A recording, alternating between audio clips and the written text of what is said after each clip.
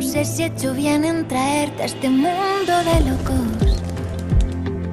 Ya quiero matar al primero que te haga llorar. No sé si he hecho bien, pero cuando te miro a los ojos, el mundo parece más grande y yo puedo volar. No sé si decirte que no va a ser fácil a veces. Hay tantos idiotas que ponen el mundo al revés.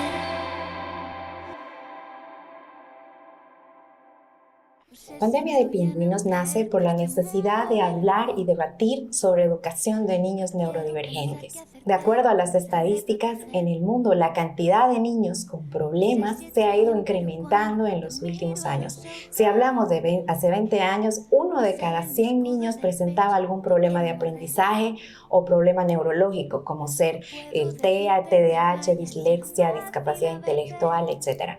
Ya en los últimos 5 años esta estadística se ha incrementado, llegando a ser 1 de cada 36.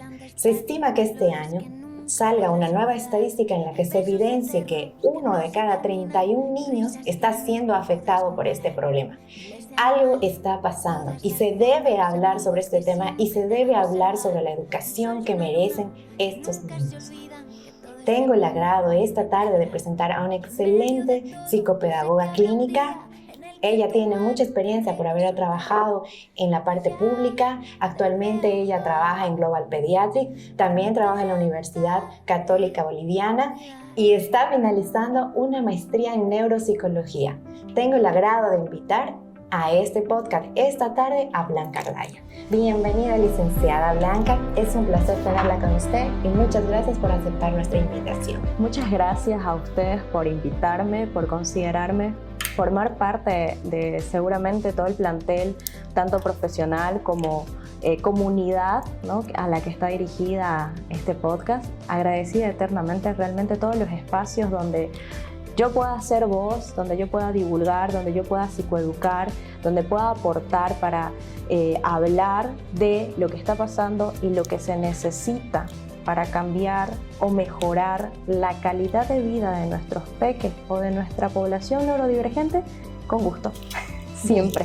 Muchas gracias. Quiero que empecemos un poco para que, nos explique desde el lado psicopedagógico qué es un niño neurodivergente y cuáles son las características que tienen. Bueno, desde la perspectiva psicopedagógica, entender la neurodivergencia tiene que ver con la forma o el funcionamiento neurológico que difiere de lo típico o lo neurotípico, ¿no? Es decir, tanto los procesos o los procesos cognitivos, conductuales, sensoriales, salen tal vez de la normativa de una sociedad, ¿no? Y la neurodivergencia invita a abrazarla, a respetarla y entender de la riqueza, que lo que nos hace rico en la humanidad es la diversidad. Entonces, ese es el enfoque desde psicopedagógico. Sí. Y como todos somos diferentes, ¿cómo desde la psicopedagogía entienden que estos niños pueden aprender?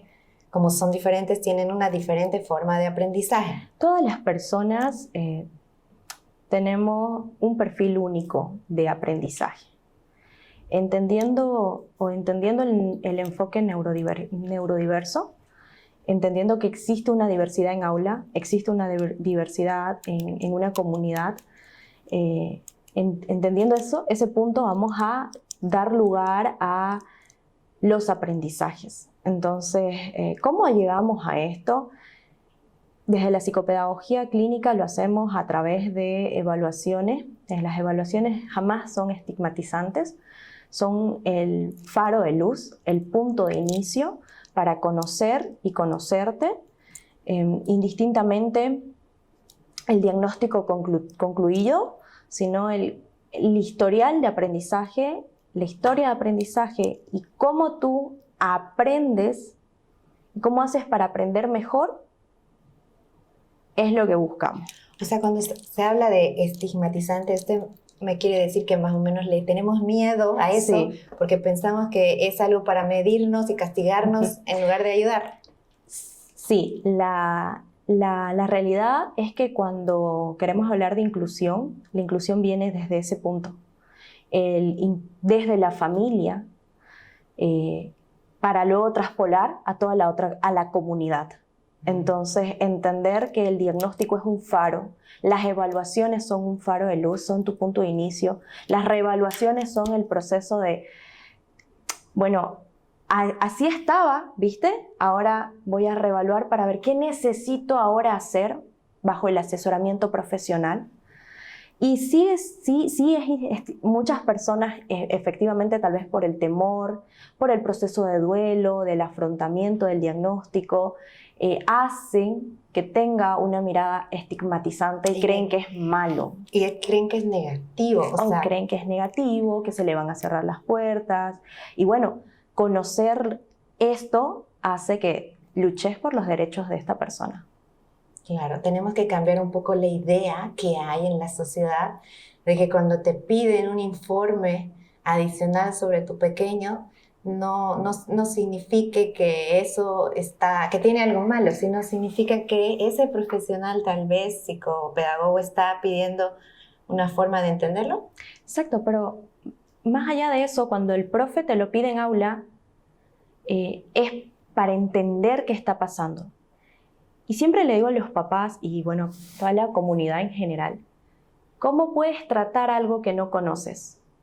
¿Cómo sabes que esto va a funcionar para tu peque, para tu niño? Porque solo lo que puede funcionar para él va a ser positivo y no va a ser igual con el amiguito, el compañerito, ¿no? ¿Cómo puedes tratar algo que no conoces? Y lo vas a conocer cuando entiendas cómo aprende, cómo es su perfil cognitivo, cómo es su perfil conductual, cómo es la dinámica familiar, cuáles son las metodologías de enseñanza que están teniendo con él, cómo es el contexto, porque es un niño que está aprendiendo en un contexto, y cómo es ese contexto, cómo está influyendo ese contexto en su desarrollo también. Entonces, desde esa mirada, claramente no podemos ver que las evaluaciones psicopedagógicas integrales o los diagnósticos sean estigmatizantes, no. Claro, desde ese punto de vista son ayuda, digamos, son sí, una forma de ayuda al niño. Exacto. Ahora, ¿usted cree que en la experiencia que tiene, en el trato que ha tenido con familias, con niños, cree que ahorita estos pequeños que tienen neurodivergencias están siendo correctamente atendidos en el sistema educativo?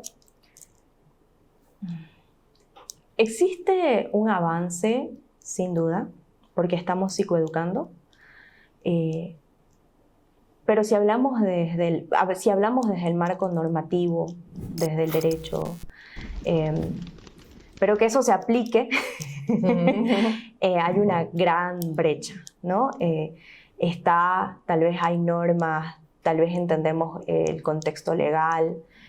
Mucho en consulta yo no solo explico a los papás lo que está pasando en realidad a nivel psicopedagógico, sino ahora qué tienen que hacer, y eso significa psicoeducar bajo las normativas de educación para que ellos sepan cómo tienen que proceder frente a una institución educativa, indistintamente sea pública o privada. Por lo tanto, si bien hay un camino recorrido, porque es cierto, eso queda muchas veces en el buen corazón del colegio, el buen corazón, la buena voluntad, ¿no? Y no es una buena voluntad, son sus derechos. Cuando hablamos de que si se está dando, estamos trabajando para que eso se dé. Yo creo que una de esas cosas es este podcast, y hay muchos profesionales que también están haciendo podcast para visibilizar y ser voz, ¿no? Claro, y si usted tuviera casualmente la posibilidad de estar no sé, en un lugar en el que podría desarrollar algún programa, establecer alguna política, tuviera la potestad y la facultad de hacer un cambio en el sistema educativo actual para que precisamente estos niños se beneficien o se logre al final lo que se busca en inclusión educativa, ¿qué haría? ¿Qué podría hacer? Yo ampliaría su pregunta. Siempre hablo de que los niños, o sea, siempre hablamos de los niños, pero estos niños vienen y están en una familia. Entonces, el abordaje de las políticas públicas, las políticas sociales, las leyes, la legislación en general, tiene que abordar a la familia, porque es la familia la que de alguna manera hace que nuestro peque vaya desarrollándose. Entonces el abordaje tiene que ser integral, ¿no? Sí, es nuestro niño con dificultad, pero también hay una familia atrás, una mamá que probablemente no puede ir a trabajar porque no sabe dónde dejar a su peque y tiene otros peques también. Entonces el abordaje no solo es educativo, y educativo me refiero con escuelas. Yo aquí voy a aprovechar para tal vez traspolar ideas que tenemos con otros colegas en común. La psicopedagogía debería estar en centros de salud. Nosotros, si bien hoy por hoy, es más, no estamos dentro del sistema educativo regular, sí, no estamos en escuelas regulares, estamos en educación especial muchas veces, no tenemos ítems, no tenemos espacio, vamos a decir, los papás por comunidad educativa se reúnen y dicen necesitamos a este profesional, pero es externo. El punto número 2 que no se habla, que no se trata, es el psicopedagogo en los centros de salud públicos. Sí. ¿Por qué? Porque cuando hablamos de educación estamos hablando de niños de 4 años, niños de 5 años, tal vez niños de 6, están en primaria. Y el primer punto de neurodiversidad, neurodivergencia, trastornos del neurodesarrollo, es pediatría. Claro. Entonces, desde ahí, nosotros tenemos que estar abordando la intervención temprana, sabiendo que tenemos evidencia de que la atención temprana es crucial y determinante en el desarrollo de nuestro pequeño. Entonces, ¿qué es lo que yo haría? Yo claramente haría propuestas desde la salud, porque la salud involucra el desarrollo integral de la persona. Claro. Y ahí viene educación, viene todo lo que vamos a hablar ahora. Entonces, tanto en el sistema de educación como desde el sistema de salud, involucraría a un profesional. Y es más, se ha intentado, sé que en el hospital, por ejemplo, yo atiendo mucho a estudiantes, niños del hospital de niños, ¿ya? Y hay una gran demanda, ¿no? Y bueno, y así, imagínense, si tenemos un profesional del área en cada hospital de primer nivel, podemos tener señales de alertas atendidas mucho más temprano, ¿no? Claro. Entonces, ahí sí hay mucho camino por recorrer. De hecho, el primer punto es abordarlo desde ese punto de estar en el sistema de salud y también desde la educación. Ahora, cuando hablamos de ahorita en el sistema que se tiene, digamos, ¿no? Que se habla de inclusión, generalmente se habla solamente de adaptaciones curriculares.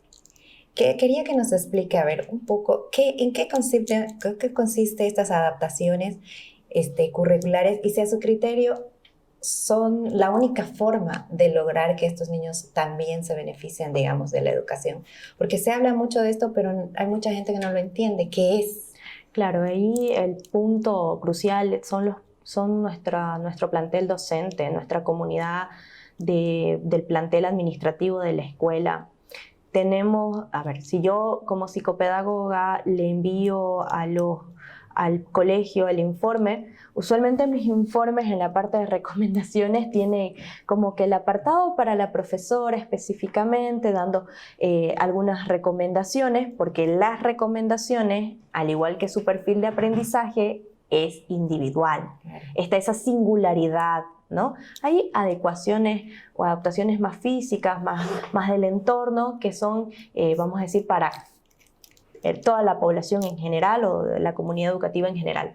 Pero estas partes que tienen que ver con la metodología, ¿no? Algunas veces son específicas por niño.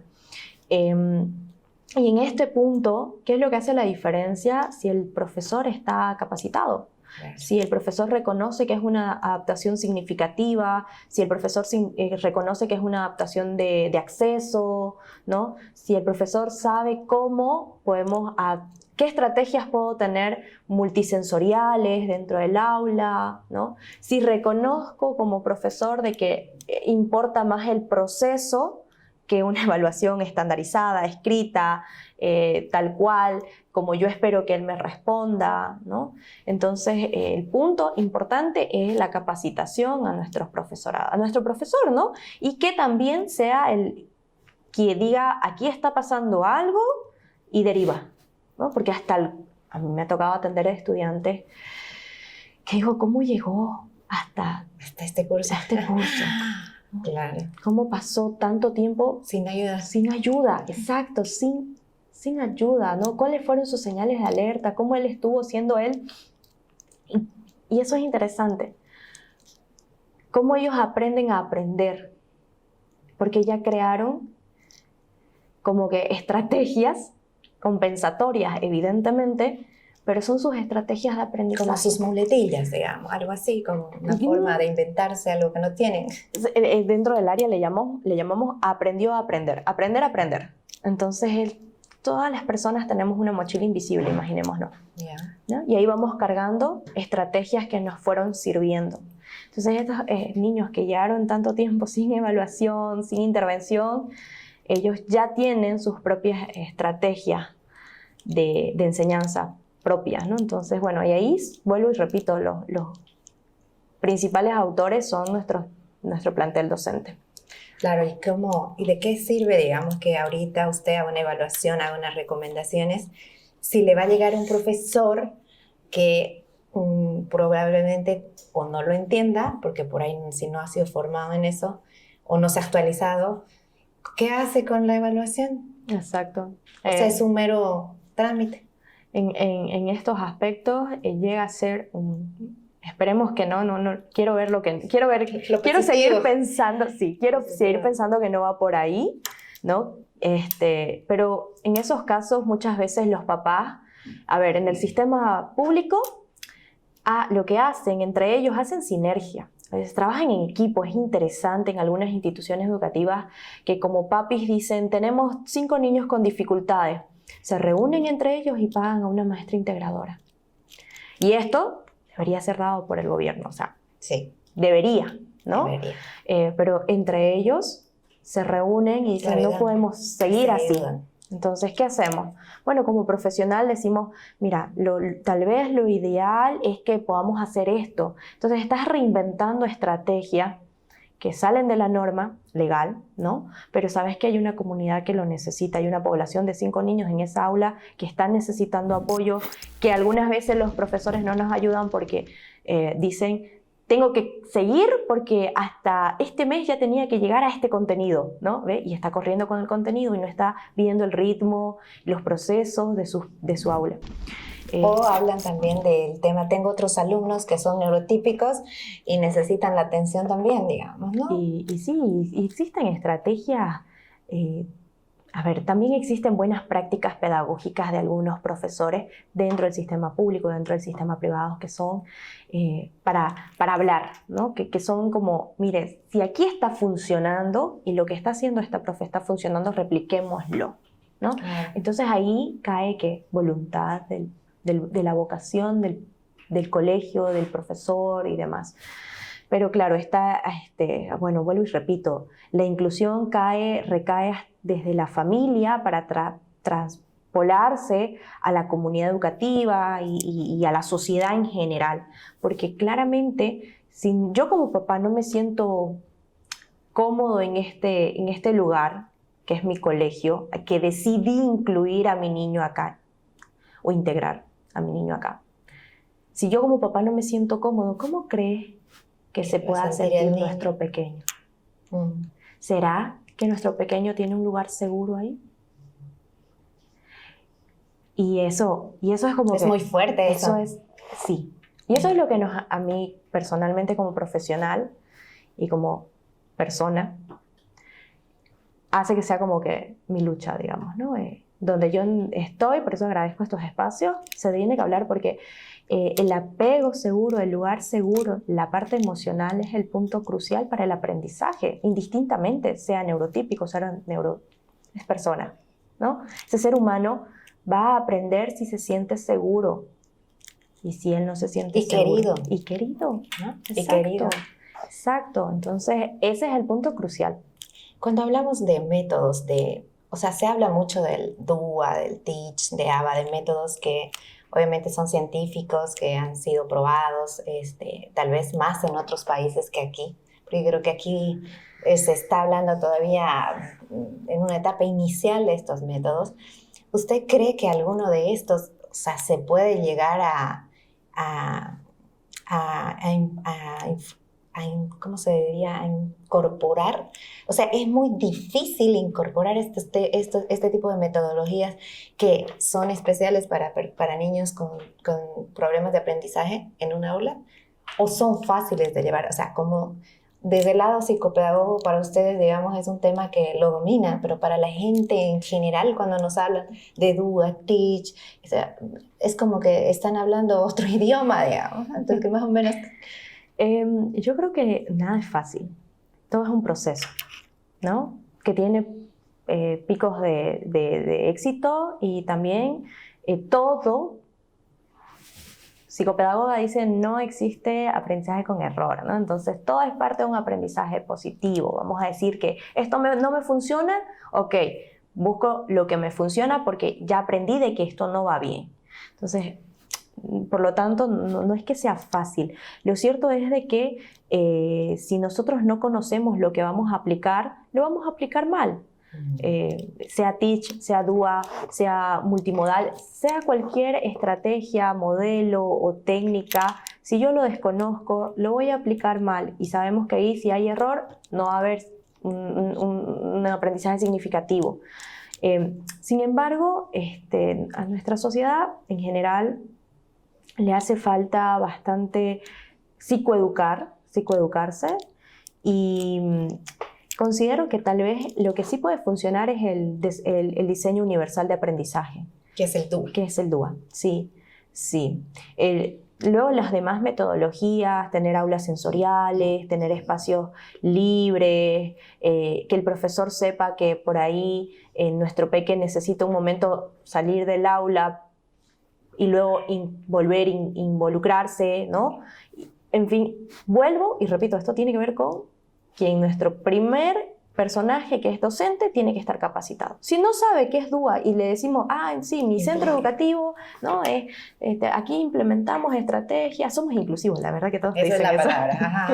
Aquí somos que inclusivos. Está mal, pero bueno. Ajá. Aquí dicen eso, ¿no? Y así te venden. Aquí somos todos inclusivos, acá tenemos, y de hecho más hay algunos lugares que dicen, acá solo tenemos 20 niños por aula, tu aprendizaje es personalizado. Y a ver, entonces... Eso no tiene que ver con inclusión. ¿Y dónde está la inclusión ahí? ¿No? Y también dicen, somos inclusivos, y cuando de repente, ¡ay, qué belleza! Vamos a ver. Y te topas con que la maestra no quiere hacer adaptaciones de acceso, o no quiere hacer adaptaciones de evaluación, o no evalúa el proceso y se enfoca en el resultado numérico del niño en ese momento donde tal vez estaba estresado. Entonces, bueno. Claro, más o menos es la propaganda nada más. Uy, sí. ¿No? Sí. Ahora sí hay buenas prácticas pedagógicas. Seguro que acá en el podcast las va a encontrar. Eso es lo que buscamos. Cuando hablamos de también la parte de adaptación, también se tiene que trabajar en la parte de evaluación, ¿no? Sí. Quiero que nos explique un poco cómo interfiere la evaluación diferenciada, ¿no? Porque así como la forma de enseñanza tiene que ser diferente, la forma de evaluar también debería ser diferente. Vamos a decir de que dentro de... no necesariamente, ¿no? Porque puede que un niño pueda responder muy bien gráficamente, ¿no? Y todo le vaya muy bien haciendo los exámenes estandarizados, vamos a decir el mismo examen que la profe toma para los 20 chicos del aula, y puede que funcione muy bien a ese pequeño. Y puede que tal vez a otro pequeño con el mismo diagnóstico no le funcione. Exacto. Entonces no es una regla, ¿no? Y eso es importante hablarlo. El currículo tiene que ser flexible, debe ser flexible, indistintamente. Entonces, indistintamente de las evaluaciones o los diagnósticos con los cuales estamos trabajando dentro de aula. Porque vuelvo y repito, puede que para mi peque, capaz que mi pequeño responda de manera escrita, todo, pero cuando yo le hablo o cuando yo le pido que tal vez sea verbal, no lo haga. Y funciona diferente con otro peque, ¿no? A él no puede escribir, pero de repente te dice toda la historia Claro, y ahí la evaluación ahí debería ser oral para él en ese caso. Exacto, y a eso se le denomina adaptaciones en la evaluación, ¿no?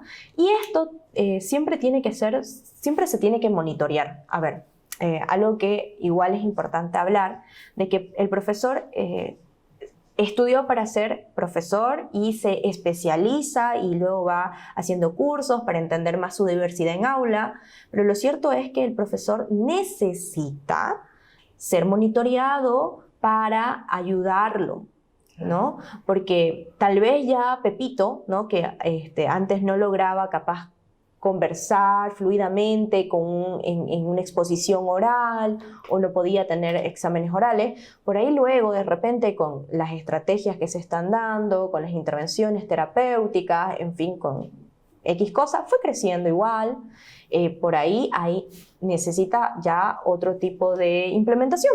Entonces el profesor algunas veces como que se queda con esto y bueno, todo el año sigue con lo mismo, claro. Sigue con lo mismo. Entonces de ahí la importancia de tener un equipo de orientación dentro de cada colegio, ¿no? Porque el equipo de orientación es el que ayuda al profesor, es el que lo guía.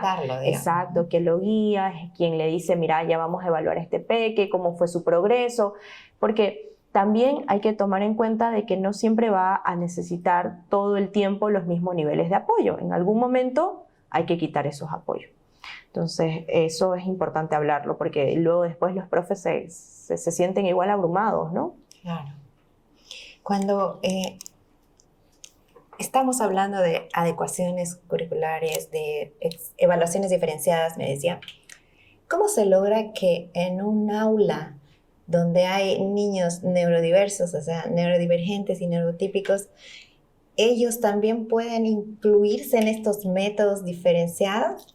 O sea, para lograr, digamos, que el ambiente sea similar. O sea, los neurotípicos también pueden aprender bajo un programa denominado DUA. Claro que sí, porque se evalúa el proceso y existen rúbricas. A ver, tal vez muy técnica, sí. Hay un poco más técnica, pero sí. El diseño, a ver, DUA es diseño universal de aprendizaje, es lo que funciona para todas las personas, ¿no? ¿Ok? Entonces, ¿por qué? Porque existen distintas formas de estar evaluando. No siempre va a evaluarse sentados en la silla, con la mesa, el papel y el lápiz. No, por ahí la profe está haciendo distintas actividades donde todos los estudiantes están respondiendo y ella a través de las rúbricas, ¿qué es lo que la profe quiere como que decir? Yo esperaba que a esta edad, porque existen lineamientos o hitos, ¿no?, que se esperan que pase, yo espero que hasta este punto se haya consolidado tal aprendizaje. La forma en la que ellos me lo van a representar, esa parte es la que estás mencionando en estos momentos. Si un niño... Yo hablo de diversidad en aula, indistintamente, ¿ok? Ya dentro de cómo me va a representar esa diversidad del aula, lo que ellos ya saben, yo hago checklist, ¿no? Ok, sí, Juanito logró en esta actividad presentar eso. Ok, vamos, y así, ¿no? Entonces, eso es DUA. Y eso es evaluar el proceso, ¿no? El resultado final va a ser tal vez a cada 3 meses, pero ¿para qué? Y ahí va nuevamente a lo que es monitoreo. Monitoreo del avance del niño en función a los niveles de apoyo. Ya, ok, ahora voy a probar, ¿no? Esta otra actividad, por eso es multimodal, multisensorial.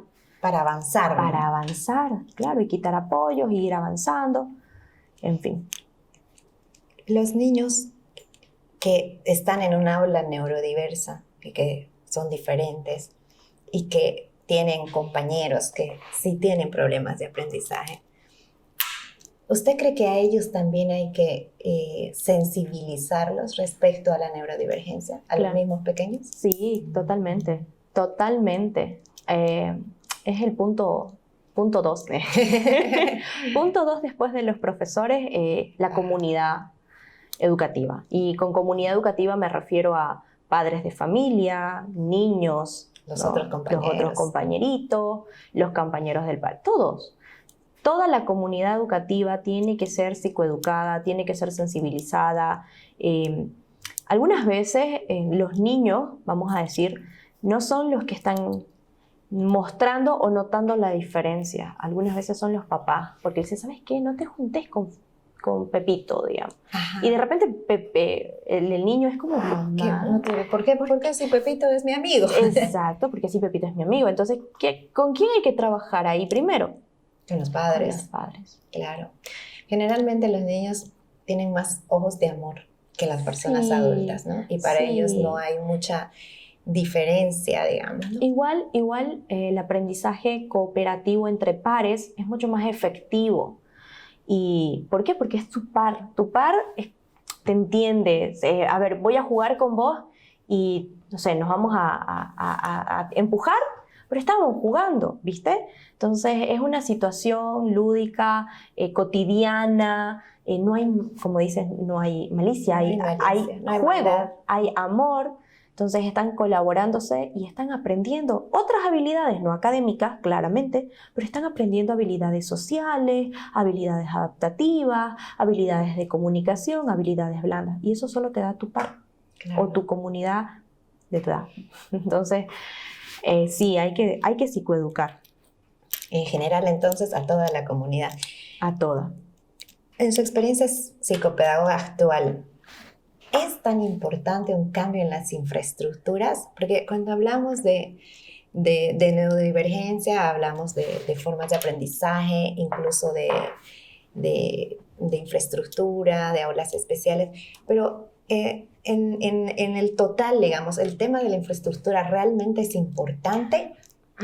A ver, podemos mencionar los colegios que ya tenemos. Uh-huh. Tenemos colegios adaptados a las normativas de inclusión por la parte física, tienen ramplas, universidades que también cumplen con estas normativas, algunas ya tienen sistema Braille, en fin.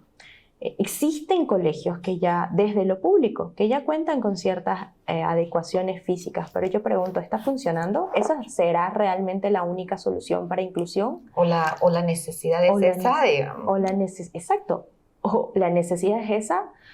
No está mal, me parece genial que ya se haya avanzado en eso, porque la infraestructura no deja de ser un punto importante, tener aulas adecuadas, cómodas, no solo para nuestros pequeños neurodivergentes, me refiero, vuelvo y repito, yo siempre hablo de todos los peques, para toda la comunidad educativa, está genial, pero ese no es el punto donde ya deberíamos estar, ¿no? Ahora, o sea, es como que se ha dado más importancia a un tema así versus la educación de los profesores. A ver, porque es lo que se puede ver. ¿Qué es lo que te voy a comprar? Lo que veo. ¿Qué es lo que veo? La infraestructura. Si la infraestructura está bonita, estamos todo bien, somos inclusivos. Aquí, vamos a decir, es lo que hace que tal vez el sistema como tal, en esos momentos, genere, estoy trabajando, ¿viste? Claro, estoy haciendo algo, estoy cumpliendo con... Pero ¿qué es lo que no se ve? Los procesos cognitivos a través de la conducta se ve con un síntoma de nuestro peque. Pero así, generalmente, no podemos decir, estamos siendo inclusivos, porque lo que no se ve es eso. Claro. ¿No? El día a día. La inclusión no es solo un acto de tal fecha importante, es un día a día y eso involucra el personal académico dentro del colegio, tener el departamento de orientación, que no conozco colegios públicos que tengan departamentos de orientación, ¿no? Psicopedagógica, psicológica, salvo aquellos de convenio, ¿no? Pero porque son de convenio, y los particulares. Entonces, esto que no se ve, no se vende. Y encima genera un gasto público, claro, claro, que es necesario. Entonces, considero que no está mal, está genial, pero no es el punto principal ahora. Si la problemática de los profesores, bueno, lo que hablábamos es que muchos profesores no están siendo correctamente, o sea, no están capacitados tal vez.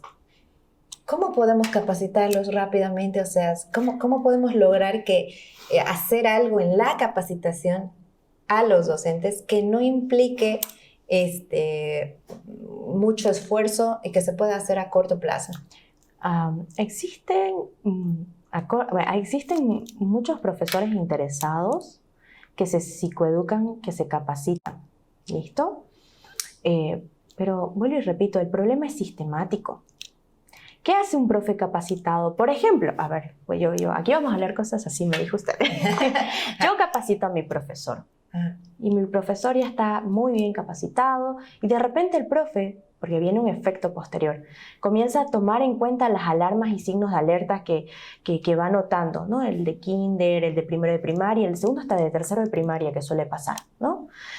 Y de repente vamos a tener una demanda alta de necesidades de apoyo, necesidades evaluativas, y no hay espacio donde nuestra población más grande, ¿no? en Santa Cruz, sea atendida para hacer evaluaciones, para hacer intervenciones, y bueno, ya, capacito al profe, genial, eso lo vamos a hacer, lo podemos hacer, existen estos programas, existen profesionales que lo hacen por vocación, por amor, lo hacemos en algunas ocasiones. Nosotros estamos haciendo Café Neurodiverso, por ejemplo, con ese fin. Se puede psicoeducar, existen institutos donde van y lo hacen, ¿no?